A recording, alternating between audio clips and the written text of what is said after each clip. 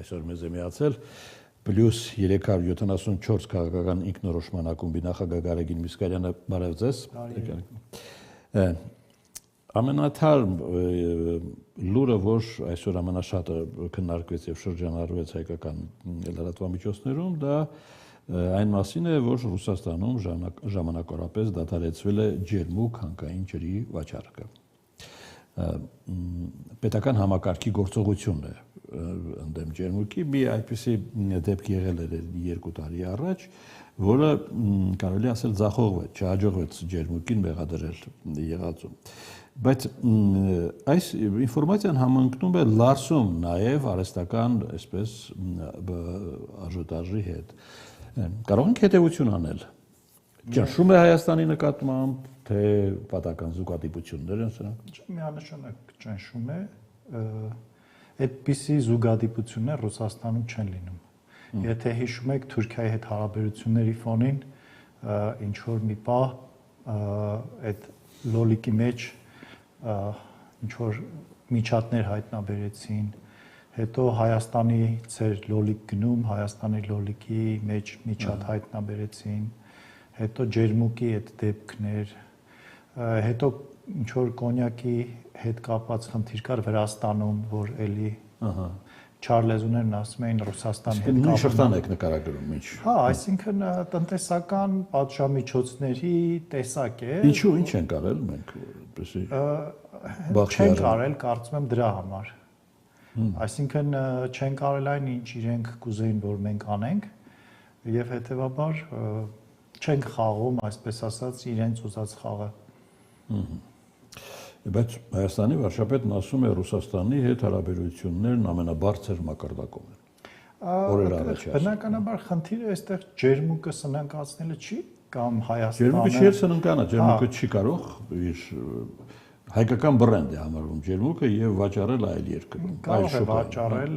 իհարկե նաեւ վաճառում է, ռուսական շուկան մնում է ռուսական շուկա, հատկապես մեր երկրի համար, որպես ԵԱՏՄ անդամ պետություն, բայց այստեղ խնդիրը ոչ թե տնտեսական պատժամիջոցներն են, որպես այդպիսին,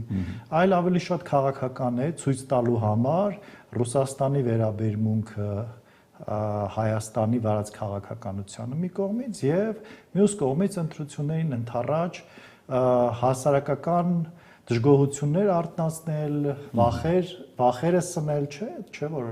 այդ խոսակցությունները դժգոհությունը հեղուկ գազի ուղղությամբ կա արդեն։ Այո, հեղուկ գազը դե միայն ռուսականը չէր մեր մոտ, հիմա Պարսկաստանի խնդիրն էլ մյուս կողմից այս վերջի պատերազմը նույնպես ազդեց։ Այո, կան եւ դա նայեք հեղուկ գազի խնդիր էլի է եղել։ Այն ժամանակ չկար հայ-ռուսական հարաբերությունների այսպիսի լարվածություն, բայց այդ խնդիրը կար, այսինքն դա կարող է նաեւ տեխնիկական պատճառներ ունենալ իր հիմքում մի կողմից, բայց մյուս կողմից չի բացառվում, որ դա էլ է քաղաքական նկատառումներից ելնելով ստեղծվել։ Այսինքն Ռուսաստանի հետ հարաբերությունները ամենաբարձր մակարդակում չեն։ Ամենաբարձր մակարդակի ինչ նկատի ունենք։ Երբևէ այդպես չի եղել, դա այո, մենք երբեք վարչապետի բնութագիրն է։ Երբեք էլ Ռուսաստանի հետ չենք ունեցել բարձր հարաբերություններ, հավասար արժանապատիվ հարաբերություններ, եղել են վասալային հարաբերություններ։ Հիմա այդ վասալային հարաբերությունները վերականգնելու ճնշումներ են եւ փորձեր են։ Ոչ մի արտառոց բան չկա։ Լավ։ Իսկ Բաքու-Մոսկվա այս վերջին շրջանի ջերմացումը ինչով կբացատրվի։ Բաքու-Մոսկվա ջերմացումը ես այդքան էլ ջերմացում չէի համարել, փորձեր են ջերմացման, ես կարծում եմ, որովհետեւ դե այնպեսի բարձրագույն հայտարարություններ են հնչում պաշտոնական։ Դե նայեք, հիմա Մարիա Զախարովան օրը մեջ իրար հակասող հայտարարություններ անում, կամ ասենք Եվրոպային ինչ որ բանի մեջ ա մեղադրում, այդ նույն Մարիա Զախարովան չի բացառվում, որ մի շաբաթ հետո Բաքվին սկսի մեղադրել ինչ որ սեպարատիստական օրինակ ուկրաինական ուժերին աջակցելու մեջ։ Այսինքն այս սա այդ ռուսերեն մի խոսք կա, մեթոդ կնուտա էպրյանիկա, հա, այդ կարկանդակի եւ մտրակի քաղաքականությունը փորձում են մի կողմից ցույց տալ, որ մենք պատրաստ ենք ձեր հետ քաղցր հարաբերությունների, մյուս կողմից, եթե դա չի աշխատում, անցնում են ավելի կոշտ մեթոդների, Բայց ես կարծում եմ Բաքուն միամիտ չի Մոսկվայի հետ հիմա հարաբերությունները այդպես ջերմացնի, հա, այսինքն գոնե Հայաստանի ընտրությունների առումով բնականաբար նայ, եթե օրինակ դիցուկ Մոսկվան շատ է ուզում, որ Հայաստանում իշխանափոխություն լինի, իր ամենահեշտ մեթոդը Հայաստանում հանրային դժգոհություն առաջացնելու դա Ալիևին խնդրել կամ պարտադրել, չհարցակվել մի քանի հատ կրակոց զոհ եւ Հայաստանում հասարակությունը ոտի կկանգնի։ Դա Ալիևին պետք չի, որովհետեւ Ալիևին գոնե այս փուլում կայունություն է ուզում եւ հարց է թե արևմուտքի հետ այդ երկխոսությունը եւ բանակցությունները ուժ կգնան մի կողմից, մյուս կողմից հարց է թե Ռուսաստանի եւ Ուկրաինայի պատերազմը ուժ կտանի Ռուսաստանին։ Դրա համար հիմա Ալիևին փչացնել հարաբերությունները արևմուտքի, Հայաստանի, Թուրքիայի հետ հանուն Ռուսաստանի հետ անհասկանալի ապագայի չի անի։ Դրա համար այդ քաղցր խոսքերը, որ Կրեմլից հնչում են, դրանք սիրաշահելու կամ ինչ որ բաներ խնդրելու նախադրյալներ են ստեղծում։ Ամեն դեպքում ադրբեջանցի մի փորձագետ, հայտնի փորձագետ գտնում է, որ դեպի Մոսկվա ջերմացումը պայմանավորված է Թրամփի թուլությամբ, թուլացող դիրքերով։ Ես չէի ասի, որ Թրամփի դիրքերը այդպես ինչ որ կտրուկ թուլացել են, բայց դա ավելի շատ ապահովագրելու մեթոդ միջոց է եւ դա ոչ թե ջերմեցում է, նորից եմ ասում, այլ երկխոսության նախադրյալներ ստեղծելու փորձ է։ Գարիկ, ասեք հայ-թուրքական, հայ-ադրբեջանական շփումներում որոշակի դադարը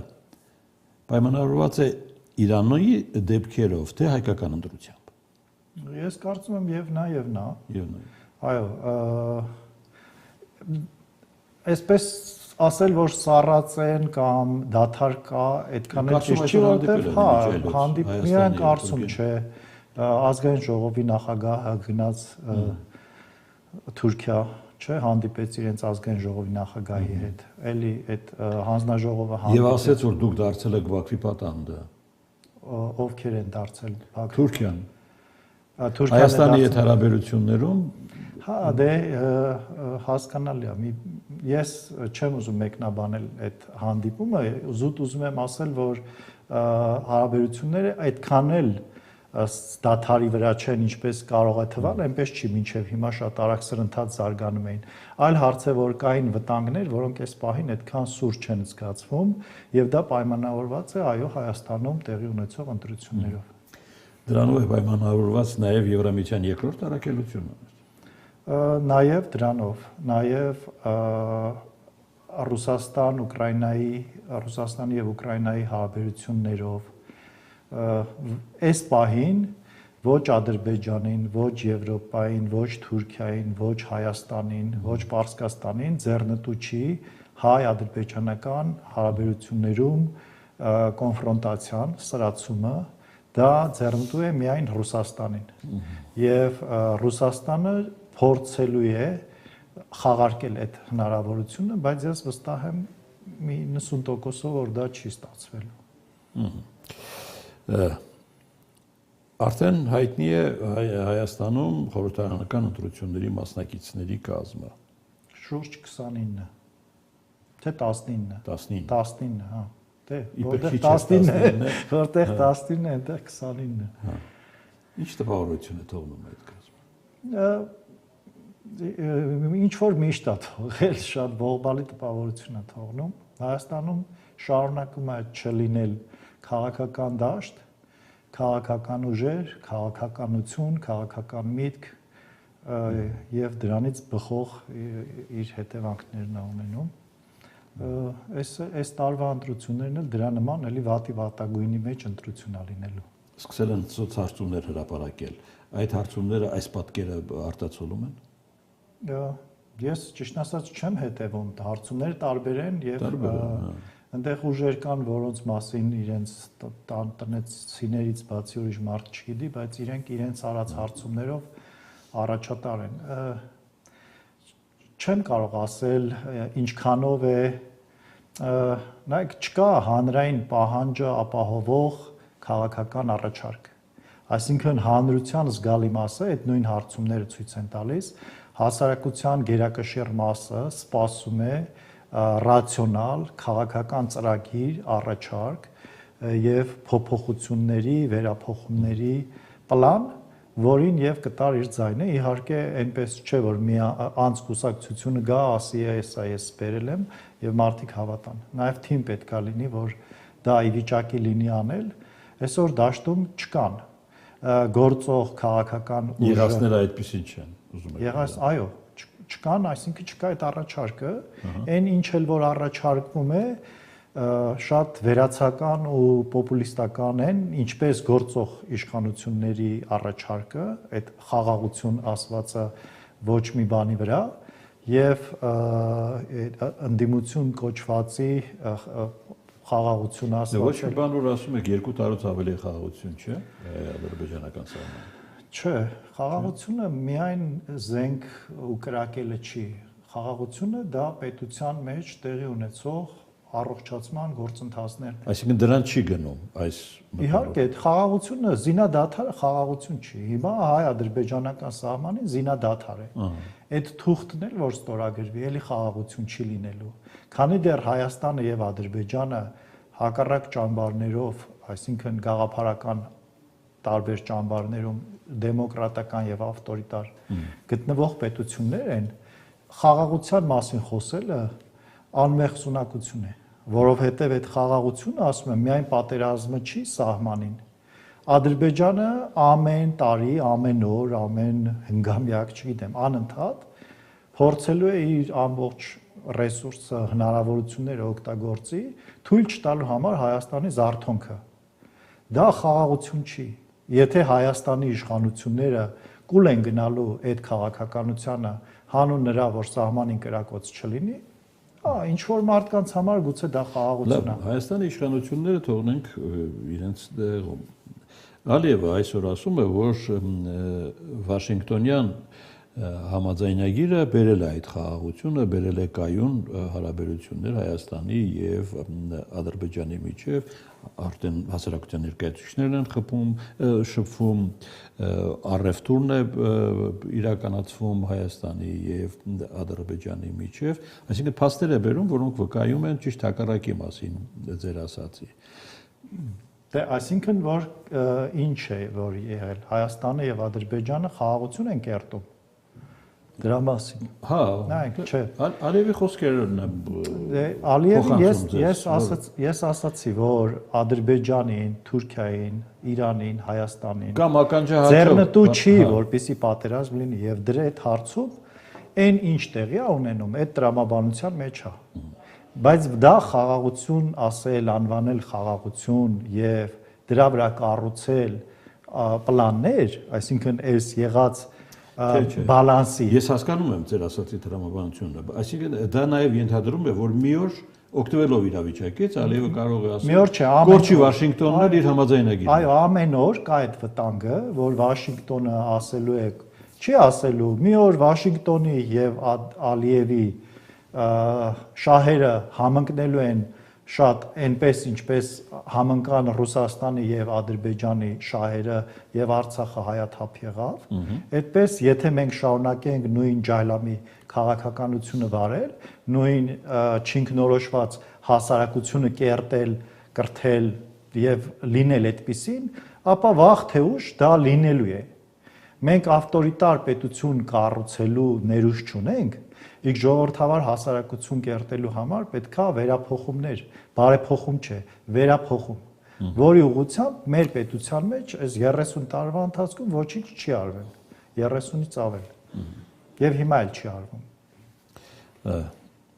Բաքուն այսօր հաստատեց, որ քանդել է Ստեփանակերտի մայր եկեղեցին եւ Սուրբ Հակոբ եկեղեցին։ Գիտեք, որ եկեղեցիներն են դրանք։ Մայր եկեղեցին շատ մեծ կառույց էր վերջին շրջանի։ Այն բարձաբանումները, որոնք Հայաստանում հնչում են, այդ թվում նաև իշխանության շուրթերից, նկարագրում են տեղի ունեցածը կամ բարձաբանում են ինչ է տեղի ունեցել եւ ինչպես պետք է մենք վարվենք։ տեղի ունեցել ամենամեծ ողբերգությունը, երբ որ Արցախից իրենց պատմական հայրենիքից 100,000 ավել մարդու տեղահանել են, զրկել են իրենց ունեցվածքից, իրենց գերեզմաններից, իրենց մշակութային ժառանգությունից, իրենց հայրենիքում արժանապատիվ ապրելու իրավունքից ու հնարավորությունից։ Դրանից ավել ոչինչ չեն կարող անել, որ ամբողջ Ստեփանակերտը, ամբողջ Արցախն էլ հողին հավասարացնեն, միևնույնն է, մեծագույն հանցագործությունը արդեն տեղի ունեցել։ Այն մնացածը ինչ կլինի, դա դժվար է ասել, ինչպես կզարգանան իրադարձությունները, բայց եթե մենք որպես միավոր, որպես ժողովուրդ, որպես ազգ ի վիճակի չենք եղել եւ շարունակում ենք չլինել ի վիճակի պաշտպանելու այդ մարդկանց իրավունքները, մեր իրավունքները, որտեղ էլ մեր մարդիկ են, այդպես էինք մենք սովորել, ապա եկեղեցիներն են քանդելու, գերեզմաններն են պղծելու, տներն են դատարկելու, ավիրելու, մենք ուղակի, ինչպես սովորաբար լինում է, այդպես հեռվից ժողովրդի ասած հորթ ու բորթ ենք անելու, կամ էլ մեր իշխանավորների նման, չէ, բայց նայեք 20 թվականից անցել է 6 տարի։ Ի վերջո, այս աշխարհում միջազգային իրավունք Միջազգային իրավունքը կա, երբ որ դու դրան կարողանում ես տեր կանգնես, այսինքն քո իրավունքներին, երբ որ դու կարողանում ես, երբ որ դու հրաժարվում ես քո իրավունքներից, նշանակում է դու սուբյեկտ չես։ Եթե դու սուբյեկտ չես, ոչ մի պետություն, այսինքն կապ չունի դու որ պետության վասալը կլինես, դա արևմտյան պետություն կլինի, թե արևելյան պետություն։ Խնդիրը վասալ լինելու մեջ է։ Եթե մենք մեր հոգեբանությամբ, մեր քաղաքական վերնախավը, քաղաքականության մեջ հայտ ներկայացրած ուժերը վասալային մտածողություն ունեն,